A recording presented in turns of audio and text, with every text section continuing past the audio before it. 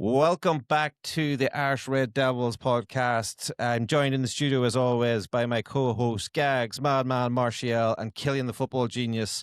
And as we record here tonight on the 2nd of March, Manchester United are currently third in the Premier League on 51 points. Woo! Who would have thunk it only, 6, 7, 8 weeks ago? I don't know, since Ruben Amorim, we had us at rock bottom. Killian, how are you feeling tonight?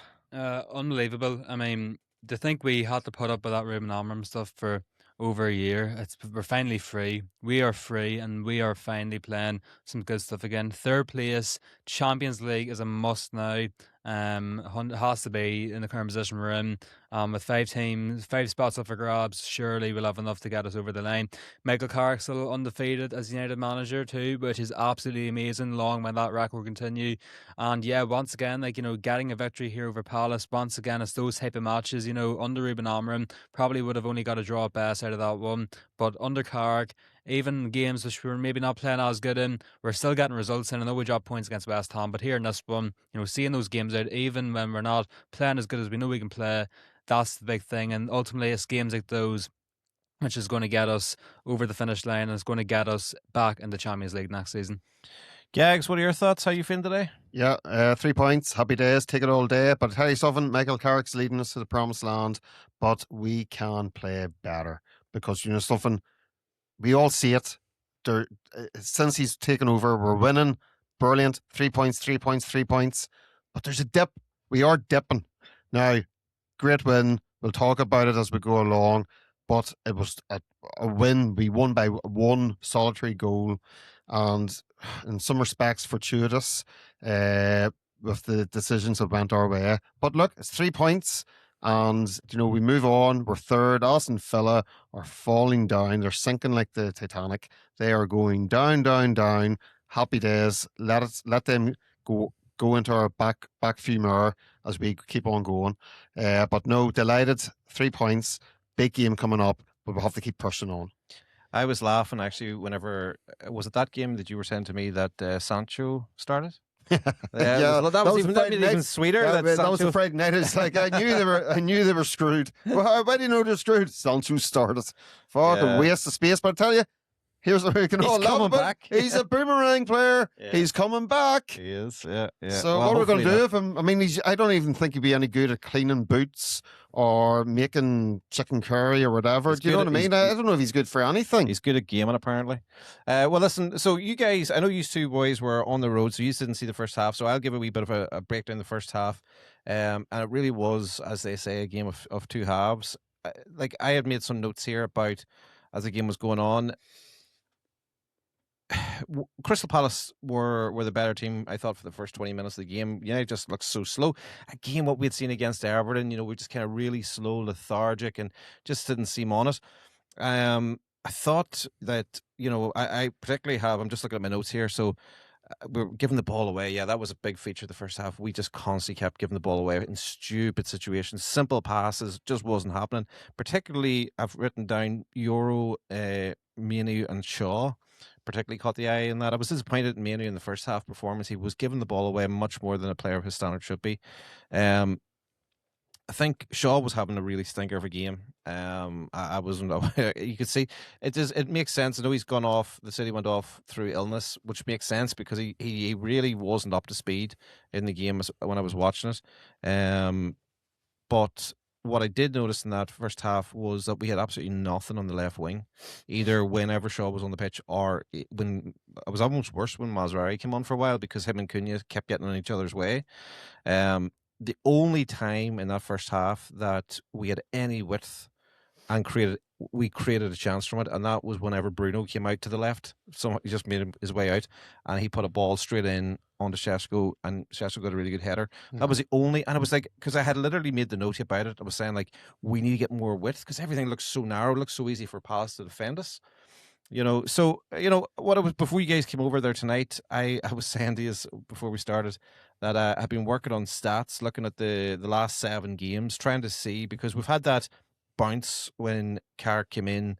The first 3 games I said were very entertaining football, and then the last 3 games have just been, we've got the job done. It's been, But to be honest with you, the stats aren't really telling me an awful lot. So that maybe I just leave the stato stuff to the genius because yeah, it's not really working for me. Like, but it was interesting to listen to what Carrick said at halftime because again, these are all good learning lessons for Carrick. And he said at halftime, did you hear what he said? Yeah, I like what he said. He said he said to the team, I've been waiting for an opportunity for this now to see how he's going to react. I really like that. And he said, he said I didn't say an awful lot. The players went out, and I think that didn't make any changes, but definitely I noticed that there was definitely more directness at the start of the second half, and then that led us up to our first opportunity. So that takes us up to the first penalty situation. Gags, what was your thoughts on? Was it a penalty first of all? Tough.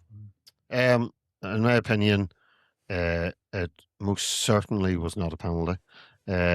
It's not a penalty. I would say it's a foul outside the box. There's enough contact before he gets into the box. Once he's in the box, it's so minimal. It is embarrassing. Like, I'm taking it all day long. But not only did it stop there, it wasn't a penalty, and in my opinion, it was never a red card. So look, I feel for Crystal Palace fans. It was a massive turning point in the game. I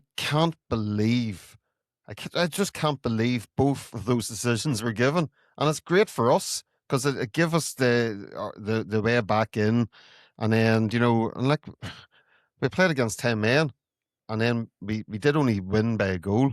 Now, we had other chances. Dean Henderson did his usual, playing fucking brilliant against us, and he is a good goalkeeper, and he showed it again. But for my mind, it wasn't a penalty. It was such a light touch. I think it was a foul outside the box, but Yeah. there was men covering. I don't understand why to give a red card on top of that. What do you think, Killian? Kelly, what's your thoughts? Well, I'm not as hardline staunchly no than you. You said there you didn't see it as being a red card. If you're going to give a penalty, you have to give a red card Aye. in that situation because Cunha is through and goal. He's And not. if he's fouled there, if he wasn't fouled there, he could have kept going. He could have put it in the back of the net anyway. So I think if you're going to give a penalty, you have to give a red card as well. You can't give a penalty and book Lacroix there. I don't It think has he's to going. be- I don't think he's in on goal. Has to be both or neither. In terms of whether or not it was a penalty, You ignore me. did I ignore you? I know. I goes. He wasn't through in goal, and you're just like, just. No, I thought he was now. He was at an angle. I'll put it that way. But I still thought he was through and goal there. But in terms of was a penalty or not, it's very hard. One really is hard because it's very soft. But then again, we watched the match of the day last night, and Joe Hart thought it was a penalty because there was contact, and yes, there is contact, and albeit it was soft too. You could even make an argument the foul sort of happened even outside the box slightly as well. That's what I thought watching the game as well. So it really is a hard one, to be honest. I'm more than happy we got the penalty, obviously, out of it there, and I can see why the penalty was given at the time too, because definitely, although it's soft, it does look like it is a foul anyway. But it is tough. I might slightly lean towards it being a penalty, albeit it's very soft. I mean, if that decision went the other way around, we'd no doubt be fuming, of course, because of how much minimal contact there is, because of how much of a sort of tricky decision it is as well. But yeah, I think maybe just ever so slightly was a penalty, but I can understand Crystal Palace fans' frustration. I can understand many people saying it wasn't a penalty either. But yeah, that's what I said there. These things even themselves out over a season. We've had similar things given against us.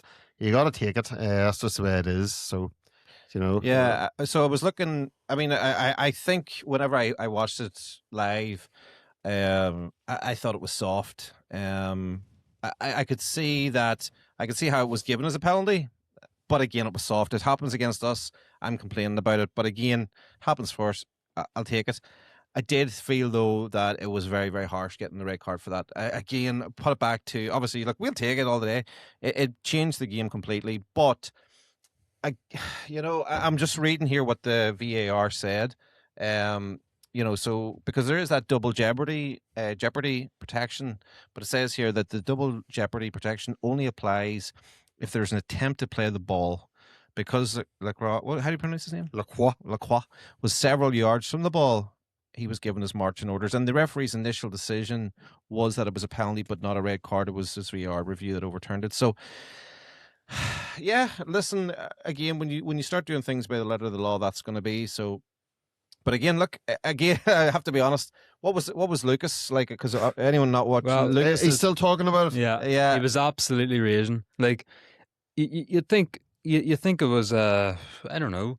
You think that I don't even know. You think You think it was a controversial? Yeah. You think it was a controversial decision the way he's certainly getting would. on? You think someone was getting a red card for murder. not even. You think someone's getting a red card for clearly not touching anybody? Yeah. And that probably actually was his thoughts at that time as well. It probably was. But not at the time. He was going down the train tonight. He was still raging. talking about it. Yeah. Yeah. He was raging. Well, you know what? It serves Lucas. Anyone who doesn't, Lucas is my nephew. Obviously, the genius, his brother, Mama Martial's son. Lucas is a Crystal Palace fan, and last season at this fixture, he went to Old Trafford and he got a ticket in the away end, and he celebrated Crystal Palace beating Man United, and he did not hold back. So, Lucas, I hope you're watching this, and I'm just going to say to you, Karma's a bitch. well, I didn't have to say it to you. Your dad said it to you. But yeah, okay. So yeah, Look, do you know something? Crystal Palace, despite they're on a bad run, but things they've stabilised somewhat in recent times, recent weeks. They're still a good team. Adam Wharton's a good player. We'll take him all day long at Old Trafford next year. But the fact remains, they were playing Thursday night. Like, we started that game lethargic. They were playing Thursday night football. We should have been all over them. And I don't know what it is. That has creeped in, and it is a bit of a worry. It's a bit of a worry in Carrick's tenure. So, we're winning games and things, but the performance just a wee bit. We're not really dominating. Can I say something here? Well, I seen a clip from Mark Goldbridge actually after the match, and I want to get your thoughts on it. He was sort of giving out about Carrick, saying there's no style of play on the side, and he was comparing it to Amram, saying, well, at least Amram, like, you clearly see he was doing something there, but he's trying to have a dig there at Carrick, saying he's got no style of play. I just wanted to know what your thoughts were on that. Personally, like, yes, performances aren't great. Yes, maybe this Carrick's game is less tactically focused than Amram's game, but on the other hand, the way I see it is, he's getting results. Yes, performances aren't great, but the fact we're still getting results is big. I think there's a big emphasis on crosses as well. We were talking about it with Bruno Fernandes, brilliant crosses, and of course that led to Sesko's winner as well there too. I think there's definitely a good focus on crosses and set pieces there with Carr too. And yes, I think, compared to Amram, I think he's letting these players just enjoy playing football again. And that's probably why it's less tactically focused. But that's my take on there. I would disagree with him. But what are your thoughts? Yeah, so like I said, I did a few bit of stats here, and what I've got here in front of me is the first three games, the averages of the first three games. So those were home to City, away to Arsenal, and home to Fulham. And then the last three games, which were, I've kind of forgot the Spurs game because kind of the early red card killed that game in a lot of ways. So I've gone for the last three games, which is away to West Ham, away to Everton, and then this last one at home to Palace. And what the stats, the averages are showing me is that first three games, again, against the top teams, 40% was our average possession, 60% in the last three. But interestingly, you talk there about what's different. The big chances created on average in the first three games was 3.6. The last three games has been 2. Again, that would kind of show you the low block is causing a problem. But what it is showing us as well is that they are adapting, because for those first three games, they only had 9 crosses made on average. In the last 3 games, they've had 17 crosses. So that kind of correlates what we were saying off our gags about, starting to feed the goat. Sesko, putting the ball into him. Or as Killian would say, feed the bear. Feed the bear, yeah. He's hungry. He's hungry. He's not hungry anymore. He's getting fed. He's happy. My thoughts on that, going back to what Killian said about the remarks from Goldbridge and on the United stand. I know what he's saying, but and I know there's a fear of the Solskjaer thing about we're playing on fives, we're playing on everybody enjoy football, but it's not just about that. I mean, I don't think it's something I'm worried about that we as a fan base aren't clearly seeing what way Carrick is asking his players to play. Because if we can't see what way they're playing, the opposition don't know what way they're playing. And maybe it's good not to have it so obvious. Do you know what I mean? Yeah. And the team we're increasing the amount of crosses, right?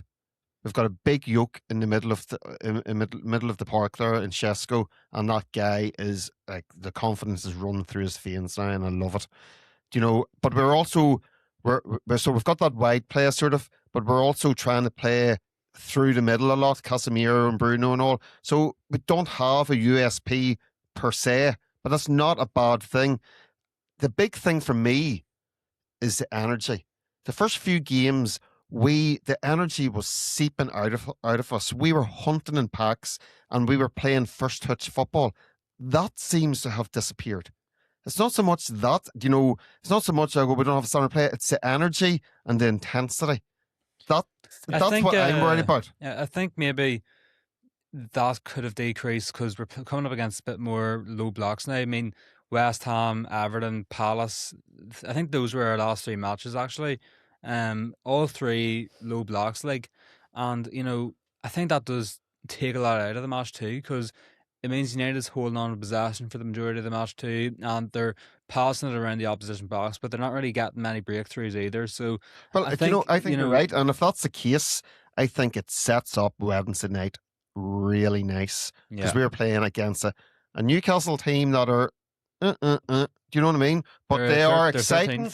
They're exciting and they can have a performance. And they're at home. And they're at home. Yeah. So they're going to be attacking us. Yeah. So it's going to be very much counter-attack setup. That's how we're going to play Goulbridge. We're going to counter-attack on Wednesday. Yeah, and from looking here as well, because those last 3 games, the average amount of passes in the game on the last 3, or accurate passes, 488.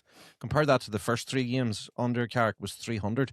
That's a lot more ball possession. Yeah. And we have seen then, because you have the ball and because you're starting to play more of those passes, it slows the play down. It is less exciting. Do you know what I mean? Yeah. But you're going to get that with low blocks. You are going to get that. If you don't have 2 teams here, both attacking, both going at it really, both maybe playing counter-attack and exciting stuff, quick stuff, then you are going to get that always, unfortunately, and that's unfortunately what we've came up against the past number of matches, but thankfully we have, I think we've been very good in finding 1 or 2 breakthroughs, and that's been the difference maker in each of those matches, which has helped us get some big results. Well, the breakthrough in all these matches is one person, Benjamin Sesko. The guy is on form, and against a low block, the only way to compete against it is to be putting in the crosses. Not always, but to have that option to be putting a cross into the big guy. Did he score the equaliser against West Ham too, didn't he? He did. Yep. Yeah, so that's 3 games in a row.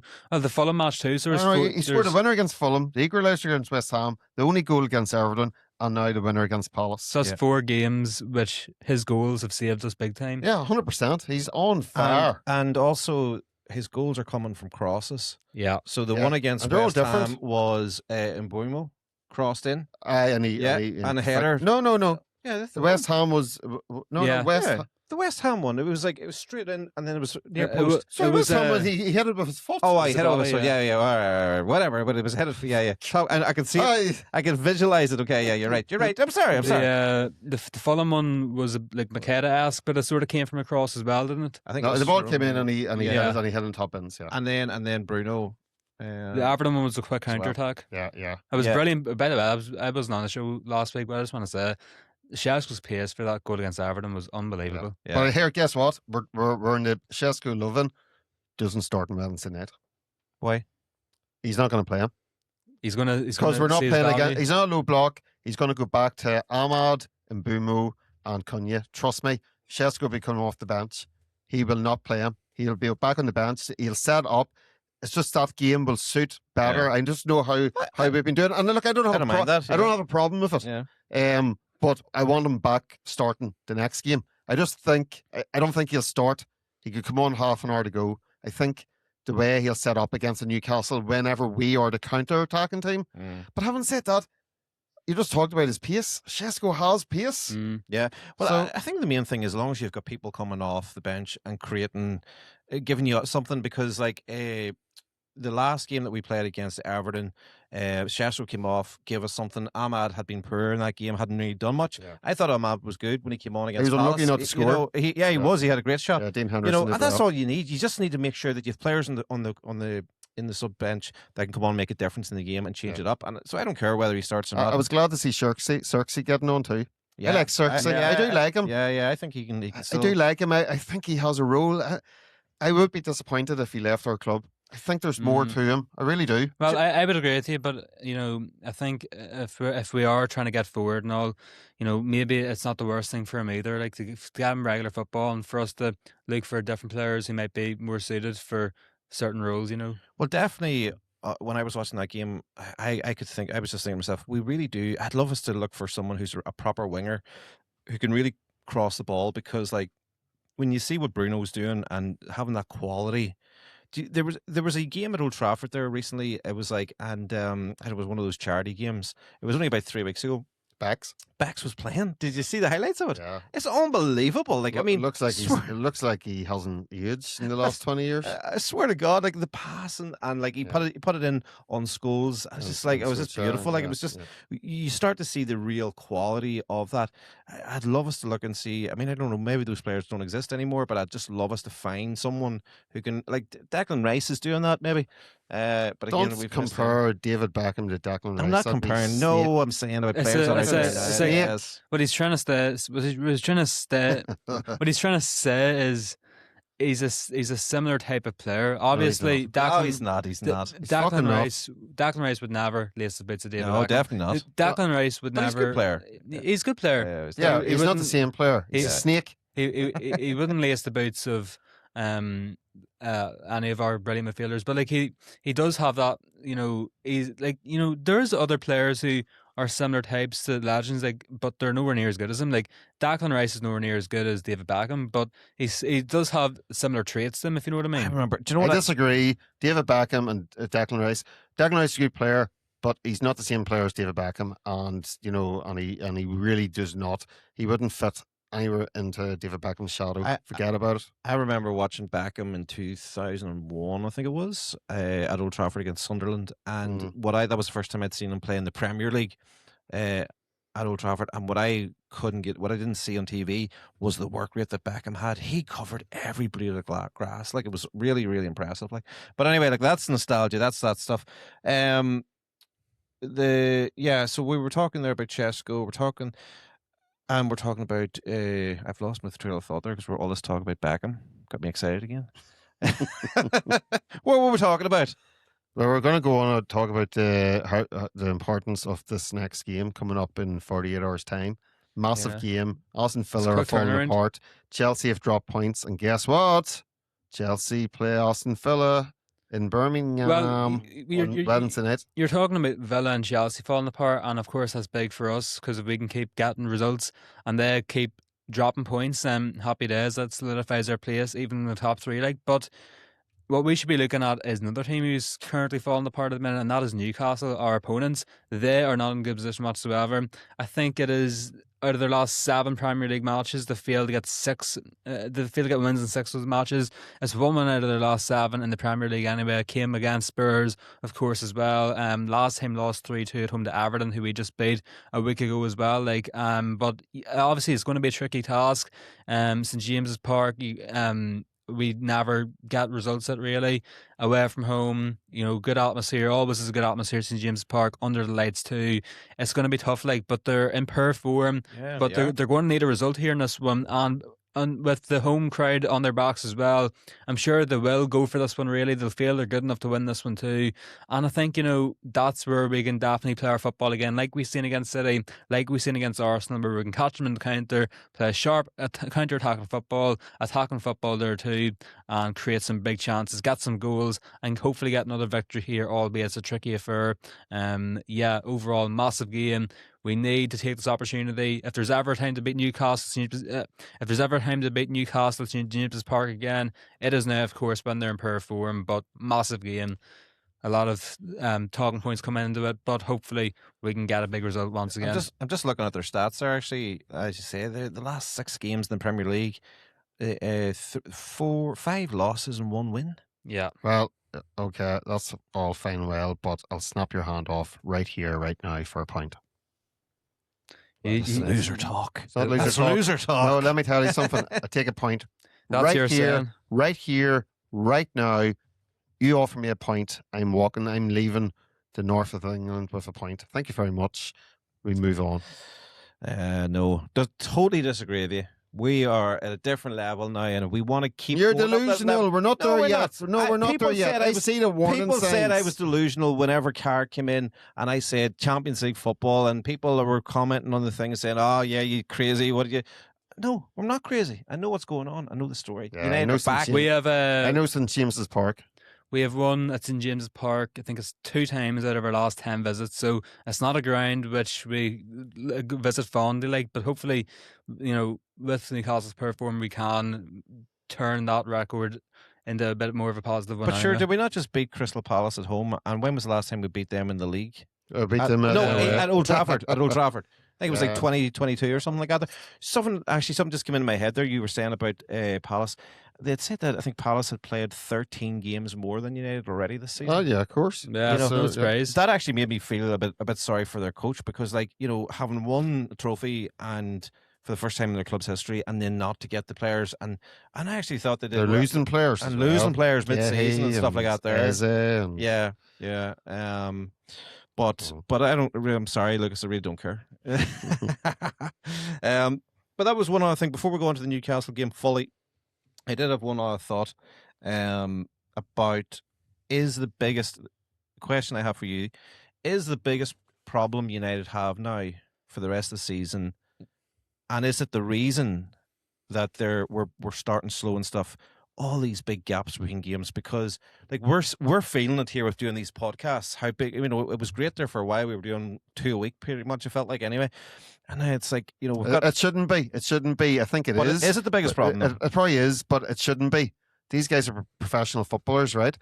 Even with a break, they should be training flat out. I think they've been being given days off and holidays, and I don't agree with it. They're being paid mega wages. They should be training every day. See, whenever the games come along, see when the game is finally coming along, they should be coming out of that changing room absolutely psyched to the eyeballs. Do you know what I mean? They should be absolutely going for it 150%, because they haven't been playing football, and they should be going. Yeah. The likes of Palace turning up at Old Trafford straight away to be like, these guys played Thursday night. We haven't played. We're going to destroy them. Mentality. The mentality has to be there, and and that's what we expect from United. Wearing the badge. Do you know what I mean? See this? Oh, Jesus. I haven't played in a week or 10 days. I'm sort of like, I forget how to do it. But there is match fitness, like, and game sharpness. That's a real thing. That. Like. No, you don't lose match fitness in a week. That's what I was going to touch on. It's not so match fitness. Well, it could. Well, I mean, there's probably still playing indoor matches, like like A team v B teams, and so match fitness probably is still there for the most part. My main thing was, yes, we're a lot more well rested. Yes, we should be a lot more fit coming into the match than some of these other teams like Crystal Palace, who are playing more games than us. But what I was saying of that is we don't have match sharpness. That's the main thing. I'm pretty sure it was probably evident even in the Fergie years, where if United had a long, and I know never really did, like, but if you did say, usually under Fergie, United first few matches of the year, they might have a very slow start. They might have a couple of defeats to start off the year, and that's mainly because of match sharpness, in my opinion. The team just hasn't had a string of games together on a consistent basis to really build up sharpness, build momentum up to ensure that they're coming out each and every game playing good football consistently. I think that's a big thing. I really do think it is a big thing, especially at top level football too. You're shaking your head. You're shaking your head. No, because if we were in European football and we were having indifferent performances, this would be flipped the other way, saying the guys haven't had a break. Oh, there's too much football. Yeah. So it's I'm calling BS. These guys, the lack of European football and cup football for because we were cropping the cups, right? This is not an excuse not to be at it. Well, They should be absolutely busting a gut. well, okay. I think one game a week should be enough to maintain match fitness, maintain match sharpness as well. But what we've seen recently is a lot of more than 1 week gaps, and we're going to have another one or two very soon as well, I do believe. It's about 11 days after this Newcastle match before our next match. Then we've got about a 22-day break in between the Bournemouth match and the Leeds match because of the international break too. I think we'll go on holiday.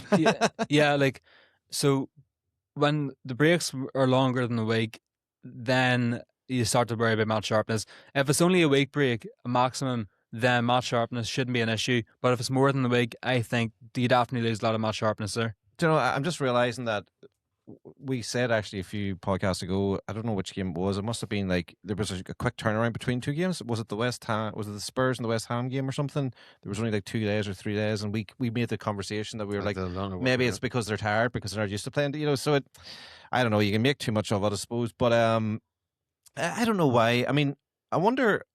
You'd imagine they could be organising matches behind the scenes, like, you know, but you would think that would come out if they were playing. Yeah, usually you would say stuff about behind closed doors matches against Blackburn or Stokes, Burnley. Like, you would say that, and I have seen it over the years, but we haven't really heard. Now, maybe is that maybe to do with the club being a lot more quieter now, less leaks. But even then, like, you know, there still will be reporters around Carrington. They still would probably see these other professional teams rocking up to play behind closed doors matches. Like, so, like, yeah, I mean, and it would be tricky enough to schedule those too. So it is tough to know. It's hard to know if there are any of those going on. Like, but honestly, don't think there are, but probably we're seeing a lot more just of in-house matches. Do you know what just hit me there?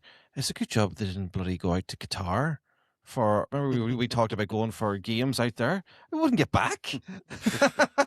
Jesus, good point. I never thought about that. That's not starting up now. I'm pretty sure there won't be any Qatar friendlies being organised. No, definitely not. No, definitely not. They're all. Go to Mexico instead.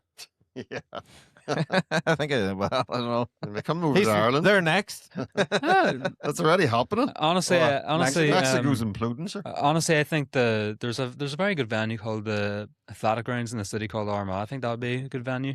I think the players would find the pitch too big. Yeah, you know. Potentially, yeah. Be tired. We were talking as well about Old Trafford there and the Stretford End and how well it's looking and how it's developing on the flags and stuff before games. I do want to touch on this as well because, you know, we've talked in previous shows about, you know, the Glazers and Ratcliffe and you know, protests and stuff like that there. You know, hopefully someone watching this can maybe fill us in, but from what we've seen online, there was no protest at the weekend. And, you know, there was meant to be a protest at every home game. I know the Fulham had a protest, and then it was meant to be every home game up for the rest of the season. There was going to be a protest. There was a protest in the sense that there was a flag in the Stretford End, you know, saying proudly colonised by immigrants, and it showed players like ever and people like that on it. But something a wee bit disappointing about, and it's hard to say it because we're not going to matches, and you know, you kind of, you know, but there is something a wee bit disappointing about that because you do get lost in that loop again of, you know, it is still the same issue, it's the same problem. And the reality of it is, if it's not a problem now when things are going well, then we shouldn't really be complaining about it when we're having bad runs of games and then suddenly it becomes, because it's kind of rinse and repeat and we're doing the same nonsense. You know what I mean? What's your thoughts on that? That's why the Glazers are still here. Yeah. The reality is, we're Man United. We are not an Italian football club. We're not a Spanish football club. We're not a Turkish football club. If we were any of those clubs, things would be different because they would literally burn the stadium down. And the reason why I think the likes of the 58 and things, they organise these protests, and maybe they know that they can't have it. They can't organise protests, you know, every week because they feel it'll die off. The interaction from the fans won't be there because there's not enough match-going fans. It almost feels, almost sort of, you know, protests often come and go based off reactionary stuff. Like, you know, I mean, was it after the Ratcliffe comments? Was the Fulham match? Was it? So I feel like, it's often reactionary. If there's a lull sort of, and there's not much coming out about Rockcliffe and Glazers destroying United, any more evidence than we've already got, then you'll struggle to find it. Maybe you'll see it before big matches. I don't know, but for games against Palace at home, and it's all been kind of quiet recently about the ownership status at United as well. It's going to be tough, obviously, to try organise a mass rally as well, I do believe. Yeah. What about what's our thoughts on our current injury status? Bit of a worry, like Luke Shaw went off. Carrick said he was Ill. But he had taken a bit of a Yes. had taken a knock. Yes. Maguire went off too. Did No, it? Well, yeah. I think it I was. seen Maguire. Maguire had a pretty. Carrick had said something about him as well, but he said he hoped he'd be okay for Wednesday night. Leitch, he's done for the season. Is he? I don't know. He's missed the last 2 games now again. Yeah. De Ligt is he may as well be the new Jim Carrey. What's actually happened with He's him? been replaced because nobody's seen him. Like, do you know what I mean? He's the new Phil Jones. Something I think Carrick mentioned it. It's a back injury. Well, in fairness, I've been suffering with a back injury. You've been, bastards. When it comes to back injuries, that can be problematic. Yeah, but it feels weird. We haven't De Ligt's been out since October, November time. In November, we haven't seen or heard anything about it. Usually, you might hear he's out for a number of weeks, out for a number of months. We haven't seen or heard literally anything. Isn't that what Gags talked about a few weeks ago? What the fuck's wrong with De Ligt? Exactly. That's exactly. Secret Service. You hear nothing.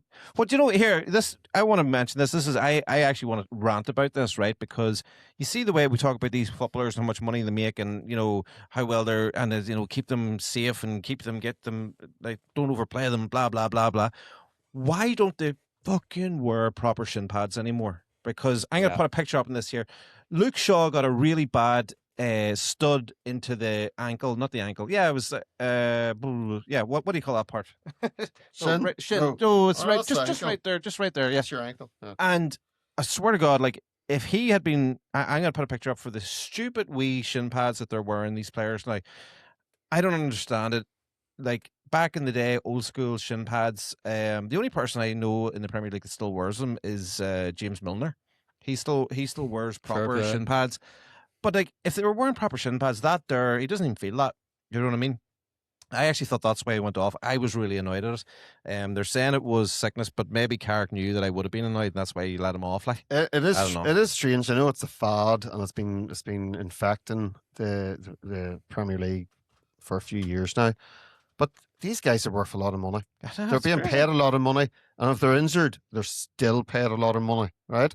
So it's strange that the club allowed protection has gone down for them to wear wee plasters, like wee small plaster size shin pads, so-called shin pads. Yeah, at the end of the day, shin pads are there to protect the player, and they are a commodity to the club. What I was going to say was, I can understand why players are going away from wearing traditional big shin pads. I'd say it probably does affect their mobility, their speed maybe as well. Bullshit. But at the same time, I don't think it constitutes for players wearing tic-tac boxes as shin pads. Like, I think we need somewhere in between, something which isn't too big, but which isn't laughably tiny as well. But I think player protection is needed too.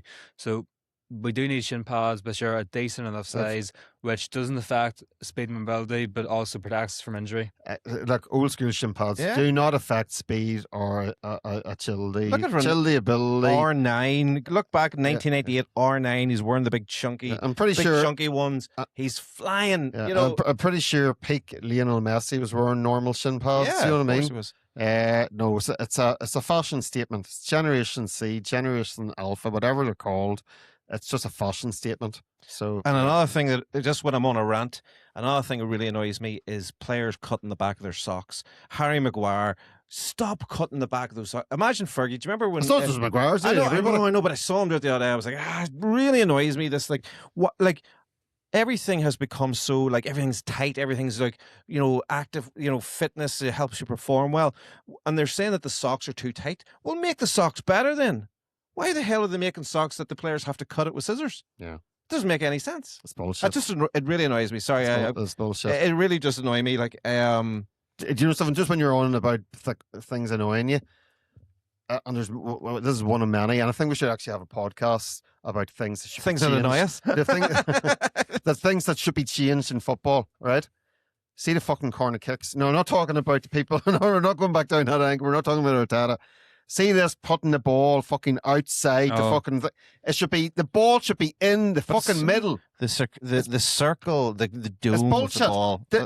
The ball should be inside, not outside. It's nonsense. I did see the Declan Rice, the photos of Declan Rice corners against Chelsea. It's getting further and further out every single week. It's a joke. And it is taking the piss now. And it's the same with penalties too, where they nudge it forward a couple inches. Yeah. But I don't get it, honestly. I mean, what are you gaining from a couple of extra inches? I don't think you're gaining much. Like, so I think, just put it right down in the spot, put it right down in the corner.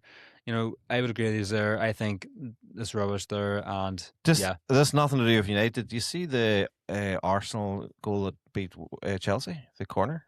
I haven't seen it yet. Oh my God. You would think like Sanchez, the Chelsea goalie, was an Onana like. Oh, Sanchez is shit. Oh my God! It just reminded me of having Onana in that. Honestly, watch it when you go home tonight. Yeah. It's dreadful, like dreadful. And I'm just thinking on corner kicks. Actually, what's the thoughts on the Crystal Palace goal? Euro. Yeah, it was showed his inexperience. He got completely lost. And his problem was he lost Lacroix. And he turned his back on the ball. And then he had no fucking idea what was going on. That was a good header. Nobody in the back post either. No. You kind of said you were disappointed Lamens didn't dive, but he was never getting it. He was never getting it. And he knew it. He was like, fuck that. I'm not I'm not getting dirty. I'm not getting dirty for that. It was poor marking by Euro, but Lacroix is a quality player from corners. Like, so, yeah, maybe they could have had someone at the back post there as well. I think maybe Le Mans could have been a bit let down by that as well there. He'll think twice about scoring against us next year. It's like, hey, you're off. do you know, actually, Cunha's, even in games that he's not really like, scoring worldies or whatever, he's still having an impact in games. Oh, yeah, I love watching him. I love having him and Mbumo. Him and Mbumo have been really, really good additions this year. Like, he's a player. I was happy with Ahmad's cameo. Swan song. Cameo. Swan song means he's done. Bye. Last dance. No, I was happy because he came off. He had been dropped, came off, and that's what you want. You want somebody who's been dropped to come on and actually show, I want to get back in the scene. It's exactly what Ahmad's needed too, because he's been coasting for far too long. He's had a couple questionable performances in a row. And it was about time he got dropped. And I'm happy Carrick did drop him, and he's come back in off the bench and he's put a better shift in. That's exactly, any time a player underperforms, drop them, it definitely gives him a big reality check, and hopefully now Ahmad can thrive for the next few matches because of it. And maybe that's exactly what needs to happen to Kobe Manu. I sort of feel he's coasting. I disagree. I think he's coasted the last 3 games. He went from not playing much to now he's a regular, and I feel he just feels he's a regular. I disagree. No. Yeah, I disagree too. I gotta say, I think his performance has dipped. Yeah, well, I mean, I think him and Casemiro's performances the last 2 games have been more so Manu. Yeah, and I was really disappointed in Manu in the first half, particularly.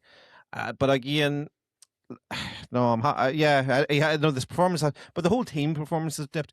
And sorry, pardon, the first couple of games, I don't know, I think maybe I heard this in the United stand as well, and I can't remember. He's like, do you remember the first game or 2 United were doing like ticky-tacky football, and they were like in triangles? That's what I was saying, we were saying, oh, they brought back that Rondo game. We talked about that and stuff. Maybe has Carrick taken the Rondo game away because they don't know how to do it anymore. That's what I was talking about earlier. I was saying we're talking about our style of play. Yeah. I was saying initially, that's all intensity. That's like first team, that's like we're hunting in packs, and when we get the ball, we're intense. Yeah.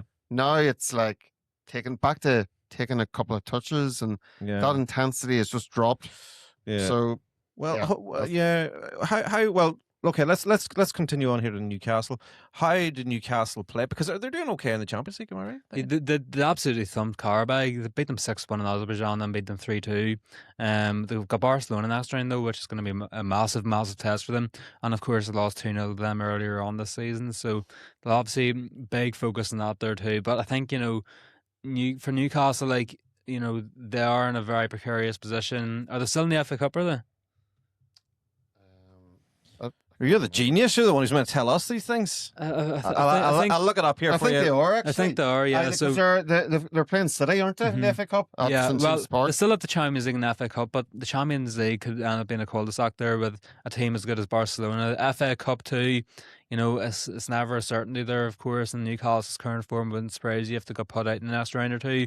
And at the minute, they're 13th in the league. The league has to be a big priority now, in my opinion, for Newcastle if they want to try push for European football next year. Because, looking at their performances in the Champions League this year, they'll feel they're good enough to be playing at least Europa League football for next season. So, if they missed out in European football once again for the second time in a row in a season where they play Champions League, it's not going to reflect well on Eddie Howe, especially. Not going to reflect well on the whole structure of the club either. So it's the league's going to be massive in my opinion for Newcastle. They're going to need to get a couple of big results in a row, and they're going to need to really claw their way up the table. And this is definitely a match which Eddie Howe will pinpoint as the match to start this crusade on to the end of the season. Well, they are still in the FA Cup there, and I see next Saturday. They're playing this Saturday coming against Man City, and then they play Barcelona. Yeah. And then they play Barcelona. So, a couple of easy games coming up. So both those cup competitions, they're both going to be cul-de-sacs. I don't know. I'd say they'd fancy their chances. Here's what I think. In the space of 7 days,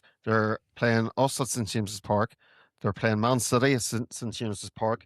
And I think they're playing Barcelona at St James's Park. Is that the first leg too? Yeah, three. They'll give them all massive three home games. I actually think, from a Newcastle perspective, the Man United game is the least. Yeah. I'll tell you something else, because they are out of Champions League. They're about 14, 15 points gone. But the season's over for them.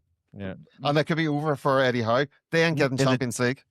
Oh, you mean getting Champions League for next season? Yeah, they're too far behind. They're out of the picture. Yeah, they're not going to Champions League next season, but they'll be fighting for Europa League at least anyway. They'll feel they're good enough for Europa League. They'll feel they need European football to continue to develop as a club too. So the Premier League still is important. So the way I see it, I know I'm not a Newcastle fan, obviously, so I can't speak for Newcastle fans, but the way I would see it, the way I would see it is Newcastle, if they're serious about next season being a good season, and if they're serious about getting European football at all next season, then they're going to need to value this United match as much as they value the City match, and as much as they value the Barcelona match as well, because maybe there's less there's less risk, there's less jeopardy about this match compared to the next two matches at home, but it still is all the more important too, because if they lose once again, Eddie Howe's under massive pressure.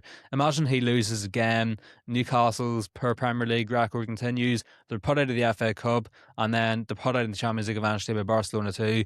They are in a very, very bad position then. So the Premier League, in my opinion, is so important now, from now to the end of the season for Newcastle, and they're going to need to value those matches as much as the big games in the Champions League and the big games in the FA Cup as well. Yeah, maybe it almost seems like they're maybe in the same kind of position that we were in last year. Well, we're out of the league, but we were playing well in Europe, and I'd say they're in a better opposition anyway than us, in my opinion. They're not like 16th. Not like Spurs, put it that way. They still have room to build their way up on the table if they get a couple of good results together. But still, they're underperforming based off the team they've got. Definitely are. Yeah, they're on 36 points there. So a win against us would take them up to 39, which would be up to 10th. So yeah. Well, again, like I said, it's always a difficult place to go. And when we were chatting around there as well, I was thinking about Dorgu was a big factor in those first few games, though. We talk about entertainment football. He was a really big factor in those. Injuries. Also Martinez. So I actually think I don't. yeah, I would like to be entertained, absolutely. As long as we're winning, I don't care. Yeah, For look, the rest of the season, it's about winning. And then we can have the discussion about Carrick at that stage. But what about predictions then? What are your predictions Yeah. for the St James's Park I'll go Classic? last. I'll try to think of it now the next minute or two. All right. Well, look, I'll go. I'm going to stick to my guns. What I said earlier. It's just what's the score going to be. I'm going to say it's going to be 1-1. I can't see us letting 2 goals in, so I do think it'll probably be a draw. Well, I said it would snap your hand for a draw, so yeah, I'm going to go 1-1. Yeah, I think it'd be a hard game. Going up there middle, cold night in Newcastle. Suddenly, when I have to make a prediction, I'm not as confident.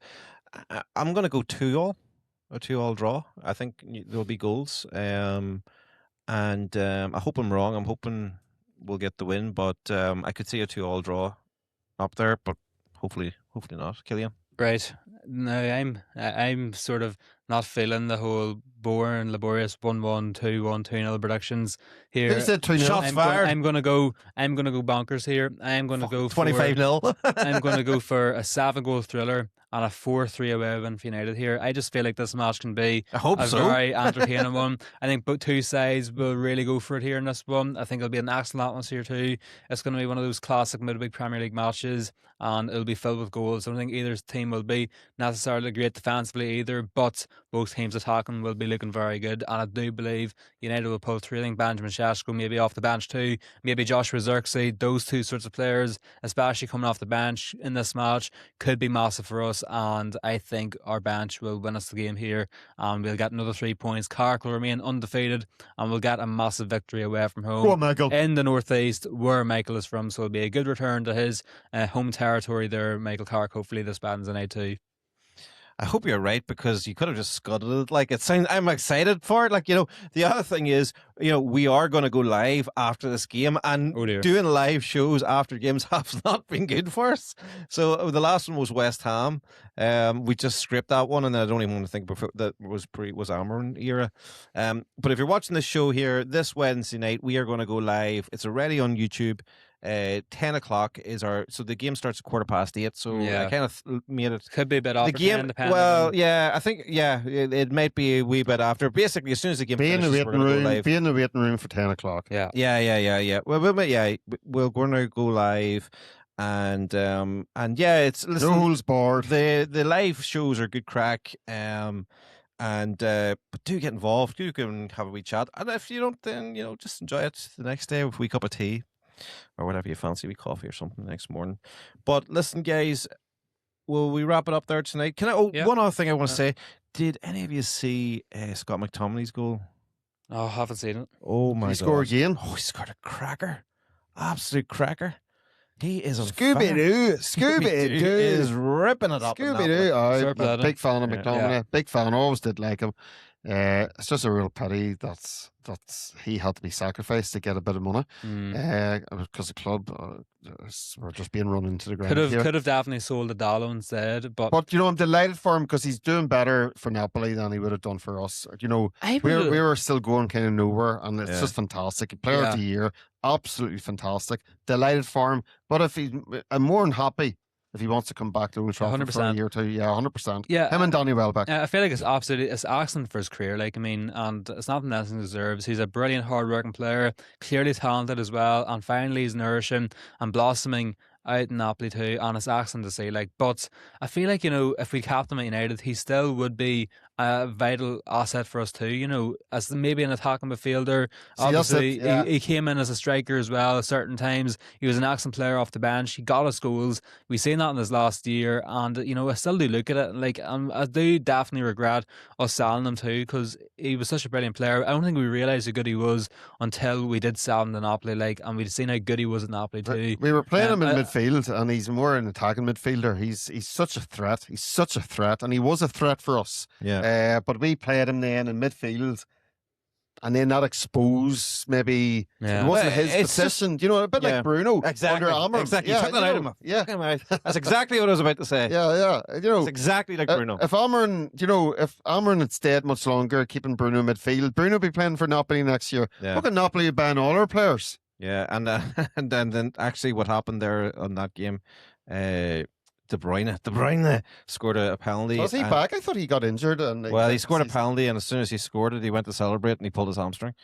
Yeah, it wasn't a good sign. Did that not happen like a few months ago? I saw that before. Well, I don't know. Maybe I'm saw- watching. is that Maybe the highlights I was watching. I saw watched that it today. I saw that All right, months ago. Hold on a second. Let me just see. Okay, hold on a second. Hold on a minute. We may have to cut Has this. he done it twice?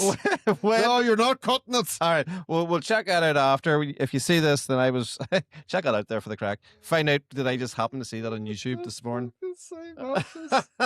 Last game, 2-1. Yeah. No, Highland scored and Lukaku scored 96 minutes. That's the last That's game. getting cut. Hold on. What are you talking about? McTominay's goal was literally weeks ago. I don't think I did see it. Right, listen. Oh, yeah, It was the YouTube algorithm screwed me up then because I was watching the highlights and it came up today. Put that out for the crack. Clip it up. I don't give a damn. It was still a great goal and yeah. Dude. You big Egypt. Right, listen, we'll finish it there. Then. That's definitely a good place to finish. Yeah, that's definitely right, lads. Listen, thank you for coming. Like I said, Just before you go, Yes. can I just say, just for clarity, that game was on the 25th of October, 2025. right. Well, it's YouTube's algorithm that screwed with me. All right. Okay. All right. yeah. Listen, we're going to finish there tonight. Forget I said it.